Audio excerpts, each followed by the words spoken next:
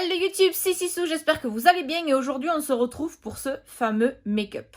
Et oui, je dis ce fameux make-up parce qu'en fait, je me suis maquillée comme ça hier pour vous tourner mon tri rouge à lèvres. Oui, enfin, et encore, j'ai pas fini.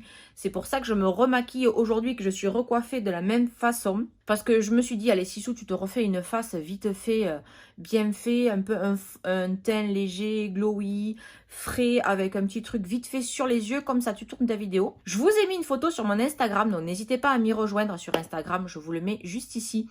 J'y poste du contenu exclusif, des revues sur des produits que je n'ai pas forcément postés sur YouTube. Et vous avez été des dizaines et des dizaines à réagir à ce make-up. Franchement, je crois que j'ai jamais reçu autant de messages. Qu'est-ce que tu as mis sur tes yeux?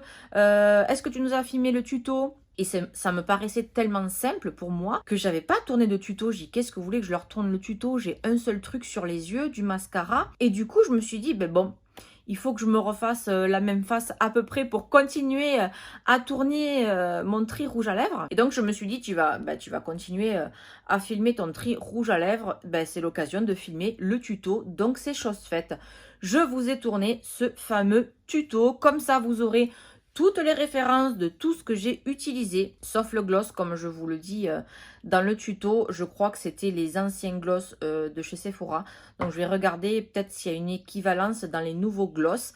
En tous les cas, j'arrête de trop parler dans cette introduction et je vous laisse tout de suite avec le tuto de ce make-up. Allez, pour commencer ce tuto, je vais utiliser cette base de chez Makeup Revolution. C'est la Pore Perfecting Primer. Apparemment, c'est le dupe, vous savez, de la... Je me rappelle jamais si c'est le dupe de la Tatcha ou de la Tarte. C'est une espèce de cire, comme ça. Il y a une petite spatule à l'intérieur. Alors, j'en mets vraiment très très peu.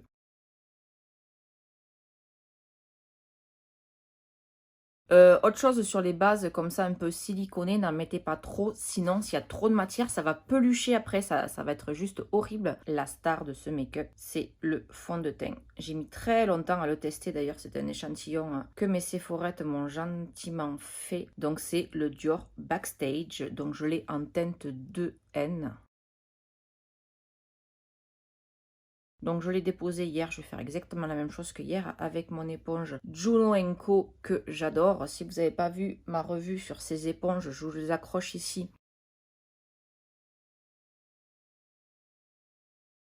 Il est magnifique et vous voyez, il garde des brillances naturelles. Bon, on va venir mettre de l'anti-cerne et poudrer, mais vous allez voir que je vais quasiment pas poudrer mon teint. Ensuite, comme je vous l'ai dit, je vais utiliser que des produits crème aujourd'hui. Donc, je vais prendre mon Shape Tape version Ultra Creamy. Je vous mets ici le crash test du Tarte Shape Tape classique versus l'Ultra Creamy.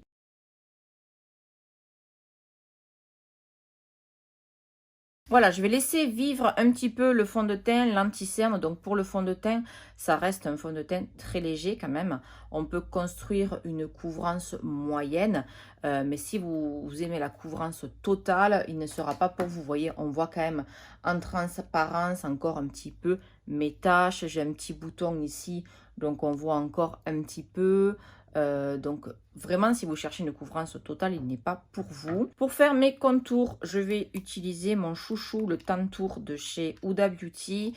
Je l'ai en teinte fer. Et ce qui est bien, c'est qu'une fois que vous le travaillez, il se transforme en poudre. Il est waterproof, donc il n'a pas besoin d'être poudré.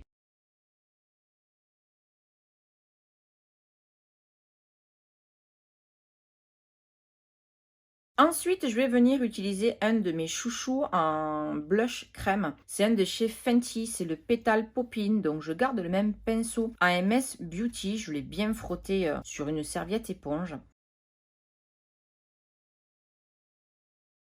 Alors, ils font peur ces blush Fenty dans le pan, mais en fait, ils sont tout en transparence. C'est ça qui donne aussi ce côté frais et naturel. C'est que c'est tout en transparence. Vous pouvez vraiment moduler l'intensité. Voilà, ça donne tout de suite ce côté frais. Et le fait de mettre votre blush uniquement à ce niveau-là, ça lifte votre teint et votre visage. Et donc, comme je refais le même make-up que hier, ce qui est très tendance aussi, c'est de mettre un petit peu de blush sur le nez pour faire ce petit côté j'ai pris un coup de soleil. Et avant de venir mettre mon enlumineur crème également, je vais juste, parce que je ne sais pas si vous avez remarqué, depuis tout à l'heure, je n'ai toujours pas poudrer mon visage et comme vous le voyez, je ne luis pas comme une baraque à frites. Mon teint n'a pas bougé, donc je vais vérifier quand même au niveau de l'anti-cerne parce que c'est le Shape Tape version creamy, donc il est un peu plus crémeux parce qu'il y a des soins à l'intérieur justement pour ne pas assécher le contour des yeux. Donc franchement, il bouge à peine un petit peu plus que le Shape Tape. Je vais prendre, comme je vous ai dit, je veux juste faire un voile de poudre sans faire quoi que ce soit d'autre. Je prends la poudre Charlotte Tilbury, la Airbrush Flawless. Je l'ai en teinte 01. Je prends un tout petit pinceau parce que vraiment, je veux travailler par zone sans que ça fasse plâtre. Je viens vraiment ici, sur mon cerne. Je ne déborde pas sur mon blush. Je vais mettre de l'highlighter, donc vraiment, je reste ici. Je descends tout droit jusqu'à l'aile de mon nez et juste à ce niveau-là. Donc, j'en mets juste un petit peu entre mes deux yeux. Et vous voyez comment je reste. Donc, j'appuie un petit peu pour faire pénétrer la poudre. Je poudre pas mon nez. Et le contour de la bouche. Ici et ici. Pas là où j'ai mis mon bronzer. Ici, là. Hop. Et là. C'est tout. C'est tout, c'est tout, c'est tout. Bien évidemment, si vous aimez un teint mat, vous pouvez poudrer l'entièreté de votre visage. Mais là, on est là pour faire le tuto que vous m'avez demandé hier. Vous avez trouvé mon teint magnifique. Même mon mari, hier soir, quand il est rentré, il me dit « Wow, il est beau ce make-up, qu'est-ce que tu as fait ?» Ben, figure-toi que pas grand-chose. Et du coup, vous avez été hyper nombreux à me dire « Mais c'est quoi, c'est quoi ?» Je dis « Ben, écoute, je dois filmer aujourd'hui, je vais leur faire la vidéo. » Alors des fois, on vous tourne des tutos hyper longs, hyper complexes. C'est chouette aussi. Mais c'est fou comment vous êtes attiré par le simple. Bon, tant mieux, je dis pas le contraire.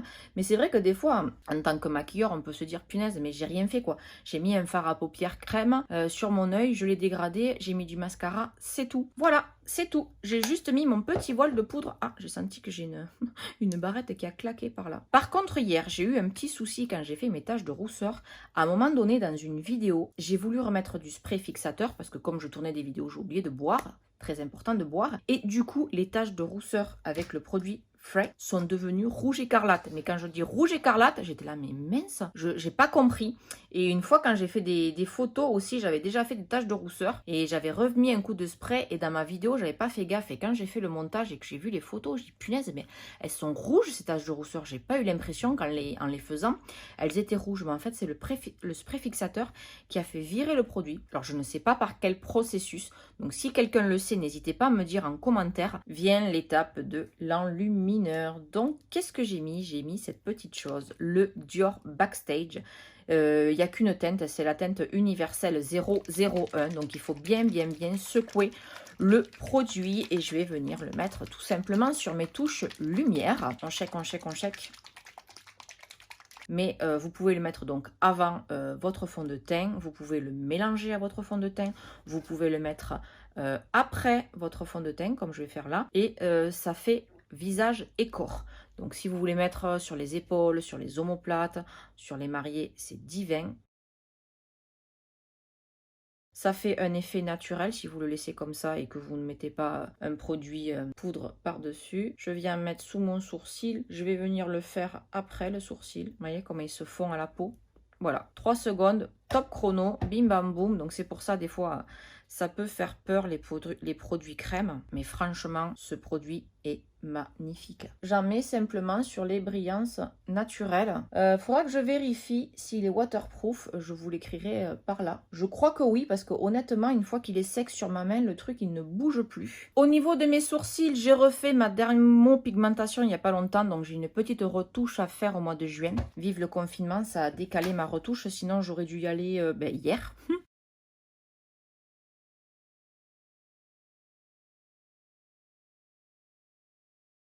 Donc voilà où on en est niveau teint. J'ai fini mes sourcils, donc je n'ai toujours pas touché à mon teint. Je n'ai pas poudré. Vous voyez que j'ai pas les joues qui collent. Là, ça ne colle pas. Je vais venir donc mettre mon spray fixateur avant de faire mes taches de rousseur.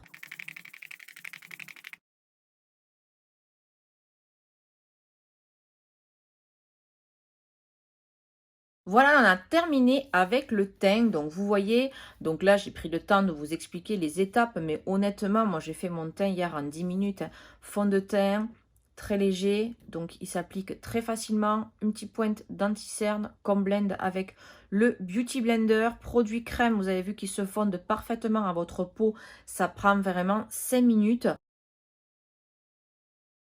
Et donc, la partie tant attendue, les yeux. Alors, ça m'embête un peu de vous montrer ce que j'ai mis parce que à la finalité, c'était joli. Mais de près, ça faisait quand même des croûtasses et des trous. Parce que j'ai voulu utiliser, vous savez, les Living My Best Life, les fards à paupières liquides de chez Beauty Bay.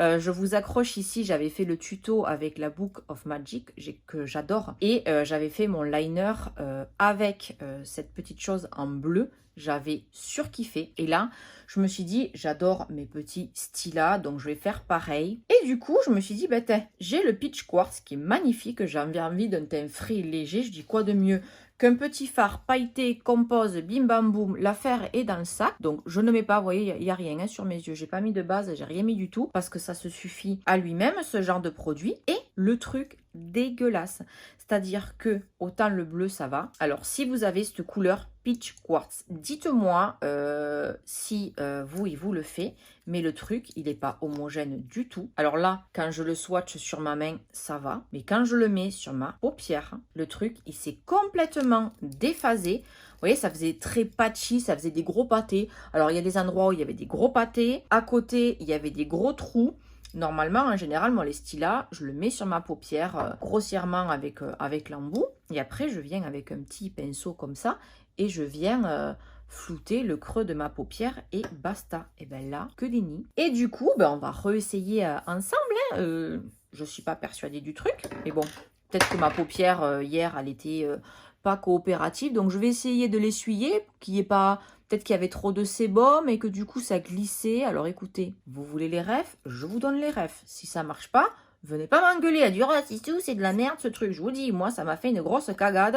J'étais dégoûtée. Donc techniquement, vous mettez vos trucs là sur... Moi je la mets sur la paupière mobile comme ça. Vous voyez? Ça glisse, c'est pas homogène. Ça fait des paquetasses, des trous. Vous voyez? Là ça accroche pas. Donc en général on le met comme ça. On remonte un petit peu dans le creux, grossièrement comme ça, comme si vous alliez faire un smoky à peu près. Hein. Vous voyez, il y a déjà des trous, ça m'énerve. Bref. Et après, on vient avec un pinceau boule comme ça et on floute le creux. Donc là, je suis loin, j'ai l'impression que c'est moins catastrophique que hier. Donc je vais laisser bien sécher parce que quand vous voulez travailler ce genre de produit en couches superposées, il faut bien attendre que la première couche sèche. Sinon, si je viens remettre du produit là sur mes trous, là, je vais déplacer déjà la matière que j'ai déjà sur mon œil. Par contre, quand vous venez travailler le creux, pareil, travaillez-le assez rapidement. Parce qu'une fois que c'est sec, par contre, ça ne bouge plus. Finalement, je vais vous remercier de m'avoir fait refaire ce tuto. Parce que, alors, soit ça me fait mentir, mais sur le deuxième œil, là, en plus, c'est mon œil photo. Il est beaucoup moins patchy et beaucoup plus homogène que hier. C'est pas encore une super homogénéité, mais c'est pas les grosses cagades de hier. Donc, je viens remettre une deuxième couche. Bon, c'est un peu moins patchy que hier, mais moi, ça, pour moi, c'est pas joli. Je peux pas laisser comme ça, et c'est pas homogène, il y a des trous. Même si ça attire la lumière et que ça reste joli, c'est pas homogène, ça fait des croûtasses. Donc, ce que j'ai fait, je me suis dit, je vais prendre mes chouchous, mes stylas, qui coûtent 3 fois plus cher. Et j'ai dit, je vais prendre la teinte Kitten Karma, qui peut se marier relativement bien, seulement il est en fin de vie.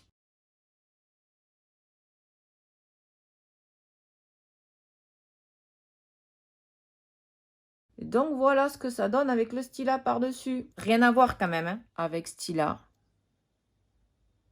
Sans stylat. Alors c'est joli aussi, ça accroche la lumière, mais vous voyez, je vous ferai un zoom, il y a des trous. Il y a des trous, c'est pas homogène et je suis désolée, ça attire pas la lumière de la même façon. Ouais, le stylat, ça change quand même le game, il n'y a pas à dire. Du coup, déjà, je vous remercie parce que le fait d'avoir refait ce make-up, ça m'a permis de l'améliorer. Par exemple, avec le stylat, je suis venue en mettre en coin interne pour illuminer, chose que je n'avais pas faite hier. En tout cas, si vous ne connaissez pas le Duraline, je vous invite fortement à vous le procurer. Dans les barres d'infos, je vais vous mettre mon shop Amazon. J'ai créé un shop Amazon parce que vous êtes pas mal à me dire, t'as acheté où ce pinceau, ce produit? Donc vous pouvez le trouver sur d'autres sites, mais vous le trouvez sur Amazon. C'est un petit liquide, c'est une solution de mixing, on appelle ça. Vous pouvez le mélanger à tout. Si vous avez un fard à paupières, que vous avez envie de le transformer en liner par exemple, ben vous pouvez. Si vous avez un mascara, je veux dire, mais qu'il n'est pas waterproof, ça transforme tout en waterproof. Si vous avez un mascara chouchou, mais que tel jour vous avez peur qu'il bave parce que pour X ou Y raison, vous mettez un peu de Duraline, ça vous le rend waterproof. Donc ça vous sauve la mise quand vous avez des produits comme ça ben, qui sont secs. Et bien mon stylat, du coup, je ne le jette pas et je peux l'user jusqu'à la moelle. Les liners en peau qui peuvent sécher un petit peu ou les pommades à sourcils qui peuvent sécher un petit peu, ben, plutôt que de la jeter, boum, un peu de Duraline, ça marche. Mes super pigments que j'ai reçus de Larina Makeup, c'est des pigments libres, c'est très beau, mais c'est volatile. Si j'ai envie de m'en faire un liner, pareil, boum. Vraiment, ça, c'est un truc à avoir dans votre kit. Donc, franchement, je ne peux que vous le conseiller, ce petit truc. Donc, je vais venir faire une bonne couche de mascara. Ça, j'ai pas besoin de vous le filmer. Tout le monde sait mettre du mascara. Et après, qu'est-ce que j'avais mis sur les lèvres? Un gloss. Tout bête. Je vous mettrai quand même la référence, mais je l'avais acheté en solde, ce gloss. C'est un gloss, les anciennes collections de chez Sephora. Je crois que c'est le 01 Nude, je sais pas quoi. Comme je vous l'ai dit, donc c'était petit gloss comme ça. Donc c'était quoi? Le Perfect Nude. Je trouvais qu'il se mariait plutôt bien avec les yeux. Donc voilà, hein, on met du gloss.